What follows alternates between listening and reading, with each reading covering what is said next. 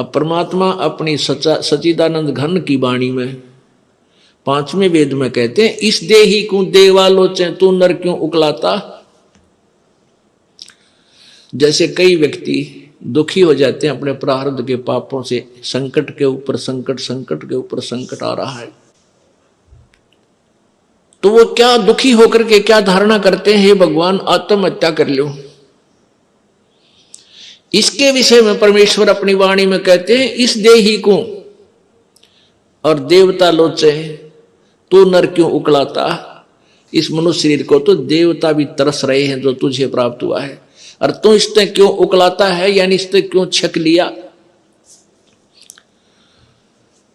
अब इससे दुखी होकर तू इसको नाश करने जा रहा है, इससे अच्छा कोई संत तलाश कर, भक्ति कर, पूर्ण संत की खोज कर। अब यहां इन जालिमों ने क्या जुल्म कर रखा है, ये नकली संतों ने, ये असली संत तक जाने नहीं देते। जगह जगह इन ठगों ने अपनी दुकानें खोल ली, ना इनको कैखे का पता, ना भगवान का पता, ना भक्ति का ज्ञान, और लंबे चौड़े आश्रम बना लिए और ऐसी मार्मिक बातें लिख दी। सचखंड की सड़क, वो तरह का जो सचखंड, सतलोक की सड़क माने सीधा रास्ता, पक्की, जिसमें कोई बाधा ना हो। तो श्रद्धालु तो फिर जाएगा भाई, जिसको रोग है, जिसको चाह है परमात्मा की, वहां जा फंसे नकलियां के पास। पूर्ण मोक्ष मार्ग इसी आश्रम में प्राप्त होता है। इस तरह के पता नहीं कितने संत बने हुए हैं। तो ये सबसे बड़ा काल का जाल है, ये नकली संतों का होना।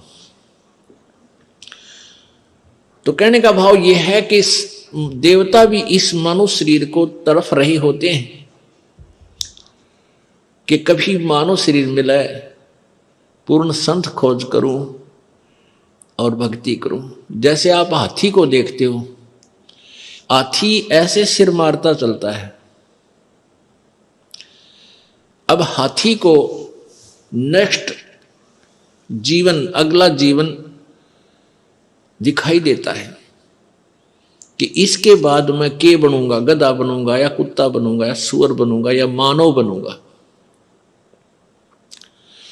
तो सिर मारता चलता है। किस समय सिर मारता है? जब वो पकड़ दिया जाता है, जब वो किसी मनुष्य के काबू आ जाता है, उसके ऊपर बैठ के इतना लंबा छुरा लेकर, अंकुश लेकर बैठ जाता है, उसका सीधा ठोकर बकवाद करते, तो तब वो सिर मारता चलता है। नो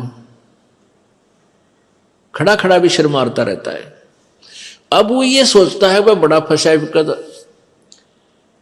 बहुत फंसा मैं, और जय इब का मनुष्य शरीर मिल गया तो पूर्ण संत की, पूर्ण परमात्मा की भक्ति करूंगा। पूर्ण संत की खोज करके और सही भक्ति करके अपना पीछा छुड़वाऊंगा।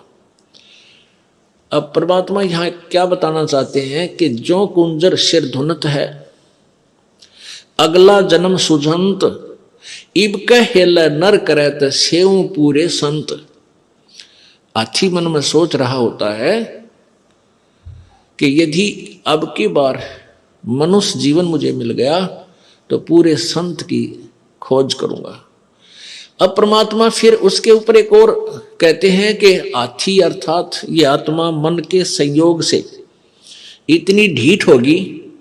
हाथी के विषय में कहते हैं कि हाथी तभी तक सिर पटक रहा है, धुन रहा है, जब तक यो बंद में आ गया और मनमानी इसको मस्ती नहीं कर पा रहा। इसलिए ये भगवान याद कर रहा है और ईब छोड़ दे इसने। अब इसको खोल दे यहां से और जंगल की तरफ कर दे। कति भगवान याद ना करे, उड़ा खावा केड़े के पेड़ा नर मार मस्ती फुर फुर नहावर ठाठ करे, नरी को बिद करे, कति सर नहीं धोने ना इसका याद आवा भगवान, हालांकि इसको पता भी है। तो इसलिए परमात्मा कहते हैं भाई, इस परमात्मा के तत्व ज्ञान के बिना ये प्राणी ना तो भक्ति कर सकता और ना ही अपने इस मानव जीवन को ठीक ढंग से जी सकता। इसमें कोरी को बद करेगा। थोड़ा सा कोई राजपद प्राप्त हो गया, कोई बड़ा सा अधिकारी बन गया तो धरती तोलन न हो जाए। मंत्री, मुख्यमंत्री, प्रधानमंत्री, राष्ट्रपति बन जाए तो पता ना क्या सोच बैठा है, और भूल जाता उसमें कि तू इंसान भी है, तू जीव भी है। तो ये जो चौंध लावा है, ये काल लगाव है, ये भूल जो डालता है, ये काल लगाता है कि ताकि ये नरे कर्म फोड़ ले अपने और पापों की गठड़ी बांध ले। क्योंकि अच्छी आत्माएं पूर्व जन्म की होती हैं, वो ही कोई उच्च पद, अच्छा धन प्राप्त करती हैं। तो वो अच्छी आत्माओं से नरे पाप करवा कर उनको नीच आत्मा बनवा देगा। और जो दुखी हैं वह तो पिछले, जो गरीब हैं, रोगी कोडी हैं, वो तो पिछले जन्म के पहले ही पाप नरे इकट्ठे कर रखे। तो पुण्यात्माओं, तत्व ज्ञान से हमें ये जानकारी होगी कि पूर्ण संत हमें मिला है, उनसे हम भक्ति लेकर साधना, सत साधना करें और मर्यादा में रहेंगे तो हमारे पाप कर्मों से आने वाले प्रारब्ध के जो कष्ट हैं वो पाप भी कट के हमें सुख होगा। यानी आप पर आने वाली आपदाएं, संकट भी दूर होंगे, आप निर्धन भी नहीं रहोगे, आप धनी बन जाओगे। एक तो आप यहाँ के भौतिक सुख के, भौतिक धन के धनी बनोगे और आध्यात्मिक धन के भी आप धनी बनोगे। आप दोनों ही धनी इस परमात्मा की सत्य साधना से। कौन से परमात्मा की? उस पूर्ण ब्रह्म की। गीता जी अध्याय नंबर 15 के श्लोक नंबर 1 से 4 तक ये बताया गया है कि ये संसार रूपी एक उल्टा लटका हुआ वृक्ष जानो, और वृक्ष की ऊपर को जड़े मानो, ऊपर अर्श कुर्श पर, अर्श माने आसमान पर, कुर्श माने उसके कॉर्नर पर, आखिरी छोर पर, अर्श कुर्श पर श्वेत गुमज है। और जहां परमेश्वर का डेरा, जहां कबीर परमात्मा का डेरा स्थान सतलोक है, अरस यानी आसमान के अंतिम छोर पे, ऊपर में, कति चोटी में, सुन शिखर में, तो वहां परमात्मा रहता है सतलोक में। तो ऊपर को तो जड़ है, यानी वहां से तो सबकी उत्पत्ति हुई है, वहीं से ब्रह्म की उत्पत्ति, जो 21 ब्रह्मांड का मालिक है, ब्रह्मा विष्णु महेश का पिता है, जिसको काल ज्योति निरंजन भी कहते हैं, काल ब्रह्म भी बोलते हैं।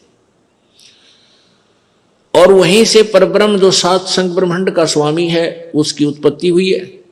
अर्थात वो जड़ है, वो मूल है, मुख्य है, सबकी, सभी प्राणियों और सभी ब्रह्मांडों का रचनहार वही है। तो वो ऊपर को जड़ वाला, तो ये आदि पुरुष परमेश्वर यानी पूर्ण ब्रह्म रूपी तो जड़ समझो इस संसार रूपी वृक्ष की, और नीचे को ये तीनों गुण रूपी शाखा, रजगुण ब्रह्मा, सतगुण विष्णु, तमगुण शिव जी, ये शाखाएं हैं। बीच के जो और भाग हैं उनको काल ब्रह्म ने नहीं बोला गीता में। उसके लिए गीता जी अध्याय नंबर 4 के श्लोक नंबर 34 में बताया है कि वो तत्व ज्ञान जो अध्याय नंबर 4 के श्लोक 32 में जिसके विषय में लिखा है कि सच्चिदानंद घन की वाणी में वो लिखा हुआ है, विस्तार से कहा, उस तत्व ज्ञान को यानी कंप्लीट नॉलेज, उस पूर्ण संपूर्ण ज्ञान को किसी तत्वदर्शी संत से जाकर पूछ।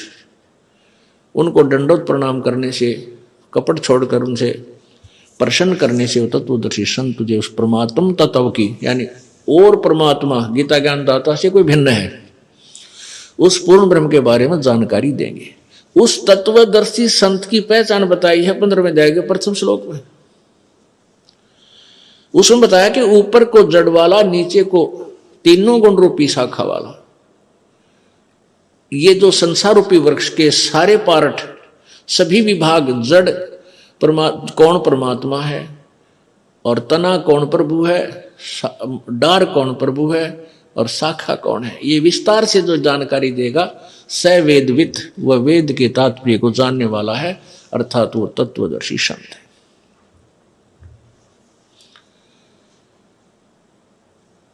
अपुण्यात्माओं, परमेश्वर स्वयं आए थे। अप आरती, अप साजे, अप किंगर, अप बाजे, अप ताल झां जनकारा, आप नचे आप देखण हारा। कह कबीर ऐसी आरती गाऊं, आपा मध्य आप समाऊं।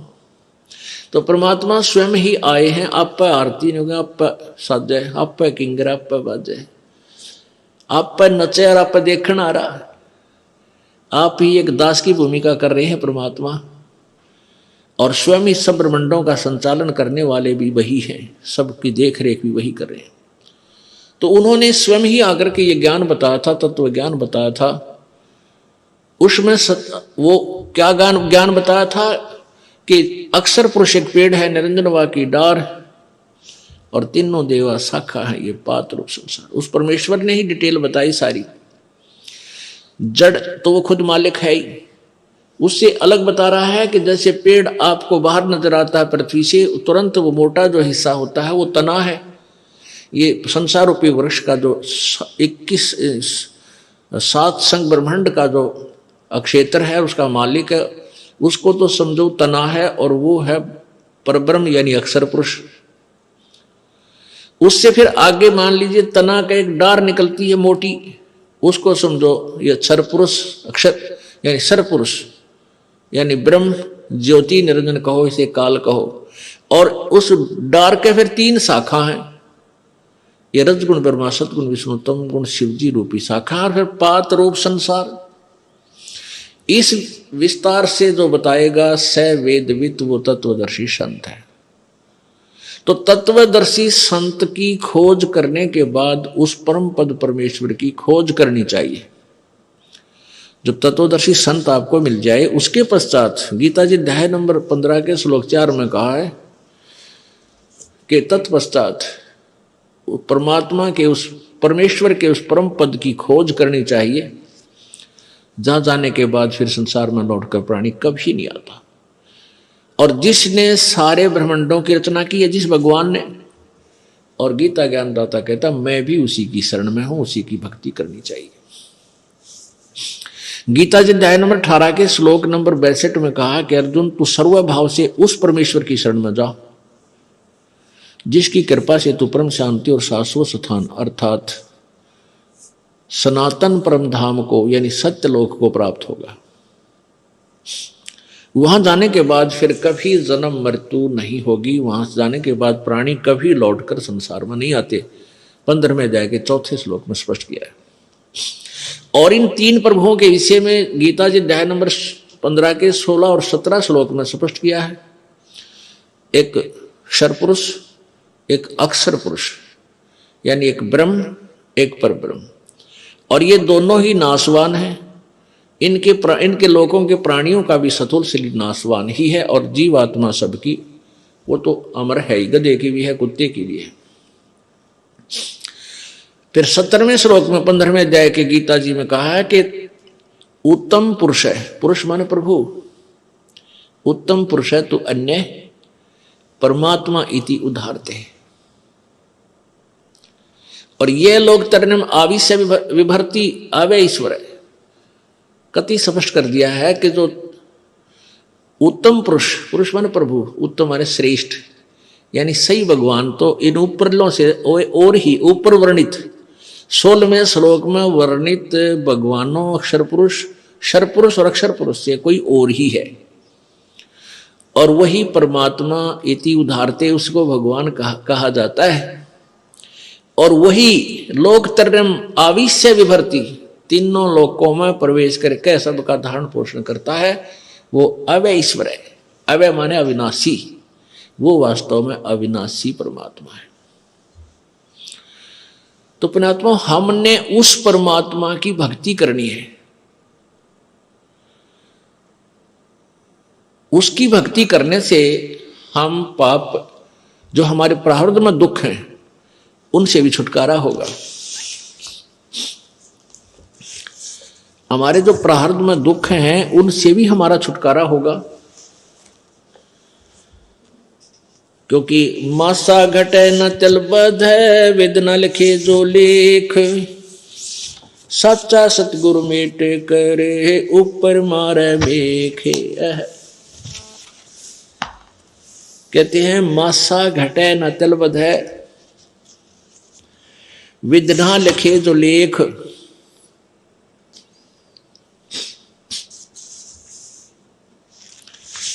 और सच्चा सतगुरु मेट के ऊपर मार दे मेघ। आपके प्रारब्ध में जो भी लिख दिया गया है, आपका जो मनुष्य जीवन आपको प्राप्त है, इसमें जो कुछ भी लिखा गया है इसमें कोई परिवर्तन नहीं हो सकता। मासा घटे न चल बधै, वेदना लिखे जो लेख। जो परमात्मा ने आपके भाग्य में लिख दिया उसमें कोई परिवर्तन नहीं हो सकता। कब तक? जब तक आप पूर्ण परमात्मा की भक्ति नहीं करोगे, परम संत की खोज नहीं करोगे, तब तक आपका प्रारब्ध का दुख, आपका संकट निवारण नहीं हो सकता। तो उसके लिए आपने संत की खोज करनी पड़ेगी, परम संत की। और परम संत हमें मिलेगा तभी हमारा छुटकारा होगा। पुण्यात्माओं, मानुष शरीर दुर्लभ है, मिले न बारंबार, और वही तरवर से पत्ता टूट जाइयो फिर नहीं लागे डार। इस सबसे पहले तो हमने इस मनुष्य जीवन की वैल्यू से,